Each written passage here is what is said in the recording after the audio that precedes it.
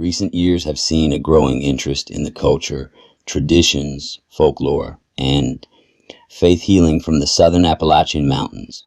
Charm doctors are positioned as granny witches of the past and have been romanticized as simple folk healers when in actuality they were often the ones who would fan the flames of intolerance to mobilize communities against innocent people that they accused of diabolical witchcraft. Charm doctors is a regional term for what would be called in other places throughout the world cunning folk, moon doctors, wise folk, and witch doctors. And they applied beneficial magic and divinatory practices, often for a fee. Historically, many charm doctors made their livings using their practices. So when another charm doctor arrived in the community, the two would start rumors of the other secretly practicing malicious magic to try to keep their financial stability. Faith healers were often completely different than alleged witches and those who sought to undo curses. The folklore surrounding witches espoused by charm doctors reflects the English, Irish, Scottish, and Germanic settlers' beliefs, but the diabolical figure seems to have taken on unique characteristics in the lower Appalachian mountains. Called either the Black Bible or the Black Book, it was believed to be an instruction manual for witches to cast spells, use hexes, and conjure demons, and how a person received their infernal powers. It was presented to a person who bathed nude in a west, flowing creek while repeating, "God, I'm as free from you as the water on my body." Most descriptions of sightings of these books seem to indicate that they were more likely copies of the Key of Solomon. It is a grimoire attributed to King Solomon and was originally transcribed during the Italian Renaissance. Folk tales maintain that witches could cause anything to happen to a person by heating a stick pin, bending it, wait while saying what they wanted to happen to the hapless victim, and then pushing the pin in a cherry tree. Other than their book, witches were often thought to never be without a coffin nail, milk rag, and a blackthorn walking stick.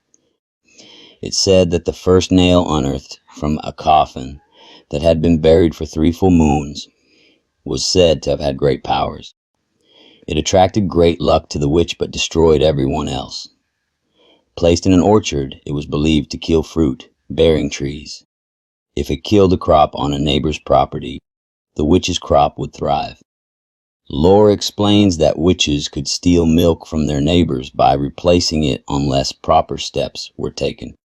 Multiple stories in folklore say that a witch would be able to squeeze milk out of an old rag, somehow magically transporting it straight from a cow's udder. The owner of the cow would find that it only gave bloody milk. Irish blackthorn shillelaghs took on a new sinister significance in the Appalachian mountains, and when carried by someone allegedly practicing witchcraft, were called wither sticks, black sticks, or blasting rods.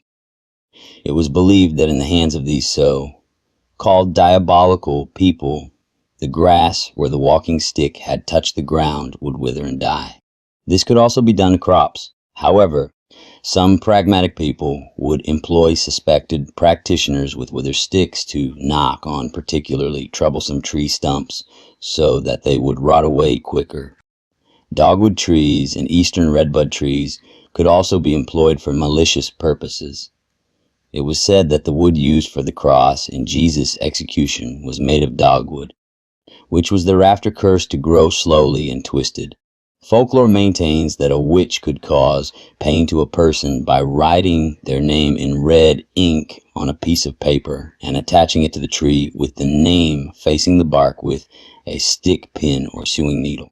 Unlike European tales, it's uncommon to hear of an alleged witch with a familiar spirit that took the form of an animal.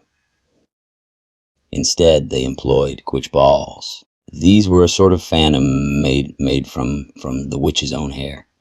Like a ghost, it would appear rolling through a home, always trying to strike a specific person. Occasionally, a familiar spirit would be described as a large black ghostly dog with glowing eyes that could talk. Another tool employed by alleged witches was witch bullets. The Journal of American Folklore explains that practitioners of the dark arts kill cattle by shooting them with balls of hair. and examines these artifacts further by describing how an accused witch would create them, saying that a small bunch of hair from a horse or cow is rolled between the two hands into a small round ball of wax. They are then used as mystical bullets that can carry a supposed curse. It wasn't that long ago that people believed that these frightening images occurring at night were the work of a witch who had sent her spirit to torment the sleeper. Being ridden by a witch is a southern Appalachian expression for sleep paralysis, and has also been called elsewhere old hag syndrome. When it did, a curse would be laid upon them. If a person could grab the ball of hair before it vanished and burn it, it was believed the curse returned to the witch.